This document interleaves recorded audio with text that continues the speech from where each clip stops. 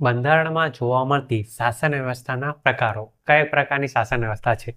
ભારતમાં કઈ પ્રકારની શાસન વ્યવસ્થા છે? અમેરિકામાં કઈ પ્રકારની શાસન વ્યવસ્થા છે?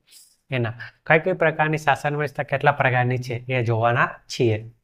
તો સૌ પ્રથમ છે એકતંત્રી શાસન. એકતંત્રી શાસન કોને કહેવાય? તો કે આપે છે એકતંત્રી શાસન ધરાવતું છે. કેન્દ્ર જ છે, રાજ્ય નથી, રાજ્ય સરકાર નથી, માત્ર શું હોય? કેન્દ્ર સરકાર. એટલે કે કેન્દ્ર પાસે સંપૂર્ણ સત્તા હોય. કોની પાસે સત્તા હોય? સંપૂર્ણ સત્તા ફક્ત કેન્દ્ર પાસે જ હોય. તેને શું કહેવામાં આવે છે? તો કે એકતંત્રી શાસન કહેવામાં આવે છે. બીજું છે સમવાયતંત્રી શાસન. સમવાયતંત્રી શાસન એટલે શું? તો કે આ છે સમવાયતંત્રી શાસન.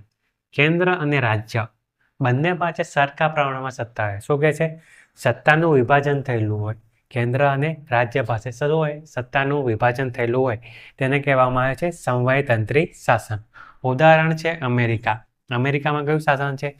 તો કે સમવાયતંત્રી શાસન છે. ત્યારબાદ છે અર્ધ સમવાયતંત્રી શાસન. કેવું શાસન? તો કે અર્ધ સમવાયતંત્રી શાસન. અર્ધ સમવાયતંત્રી શાસનમાં કેવું હોય? કેન્દ્ર અને રાજ્ય. કેન્દ્ર પાસે કેવી સત્તા હોય? તો કે કેન્દ્ર પાસે વધારે સત્તા હોય અને રાજ્ય પાસે ઓછી સત્તા હોય. તેને કહેવામાં આવે છે અર્ધ સમવાયતંત્રી શાસન. ઉદાહરણ તરીકે આપણું ભારત. આપણું ભારત કેવું શાસન છે? તો કે અર્ધ સમવાયતંત્રી શાસન ધરાવે છે.